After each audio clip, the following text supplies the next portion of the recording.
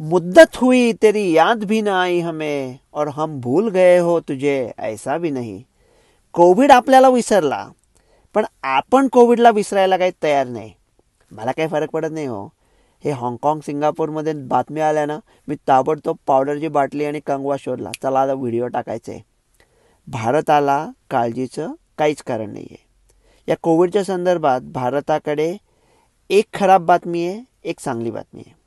खराब बातमी अशी आहे की या कोविडच्याबद्दल भारत काहीही करू शकत नाही.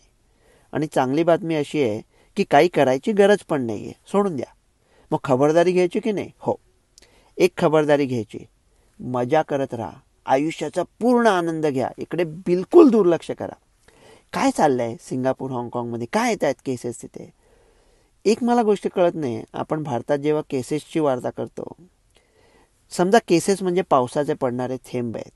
ज्या माणसाकडे रेनकोट आहे टोपी सकट, ज्याच्या डोक्यावर छत्री आहे आणि जो बाहेर पण पडला नाही आहे, ज्याच्या डोक्यावर छत आहे, तो पावसाचे पडणारे थेंब कशाला मोजतोय? भारताकडे नैसर्गिक इम्युनिटीमुळे मिळालेलं असं जबरदस्त प्रोटेक्शन आहे, इम्युनिटी. आता हे सिंगापूर, हाँगकाँग वगैरे देशांमध्ये जिथे झिरो कोविडचा नॉनसेन्स चालला होता ना, तिथे थोडे अजून इम्युन गॅप आहे, सुरक्षितता कमी आहे.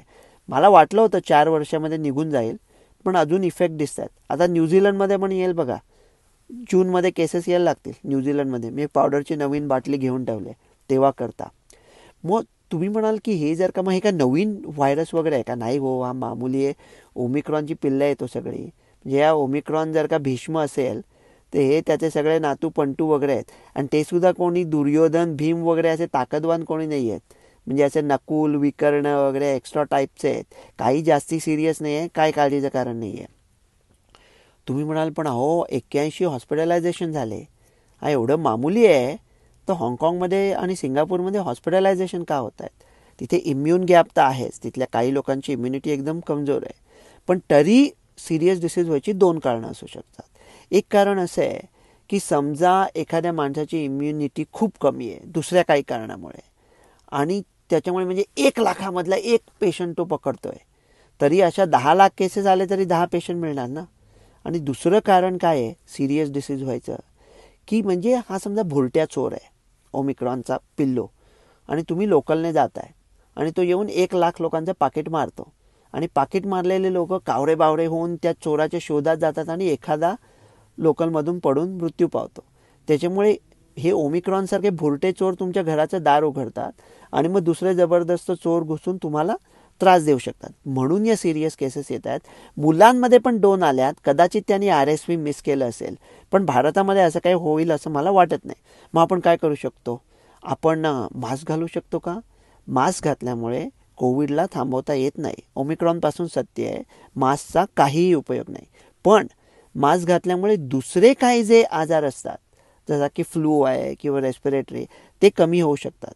त्याच्यामुळे एखाद्या इम्युन सप्रेस माणसाने मास्क घातला तर त्याची थट्टा करू नका. त्याने तुम्हाला प्रेमाने सांगितलं की माझ्याजवळ तुम्ही मास्क घाला, तर त्याच्या भावनांचा आदर करा. हात धुवू शकतो का आपण? हात धुवू शकतो. कुठला डॉक्टर म्हणेल हात धुवू नका म्हणून? पण हात धुतल्यामुळे कोविड थांबवता येत नाही. सरफेस ट्रान्समिशन अगदी कमी असतं, त्याचा कधीच काही उपयोग नव्हता. आणि असे जे लोक असतात ना, म्हणजे असं लग्नामुंजीला जाऊन तुमच्याकडे सॅनिटायझर आहे का हो, असा रंग के भंग में चकाचक करू नका यार. एवढी तुम्हाला भीती वाटत असेल तर बोंबलायला लग्नामुंजीला दुसऱ्यांच्या जाऊन दुसऱ्यांचा मूड खराब करू नका. मग सोशल डिस्टन्सिंग सरकारच्या विरुद्ध जा असं मी कधीच सांगणार नाही. पण तुम्हाला कोणी सांगितलं ना की सोशल डिस्टन्सिंग करा, तर त्या माणसांपासून तुम्ही सोशल डिस्टन्सिंग करा. त्यांना 6 गज की दूरी रखो त्यांच्यापासून.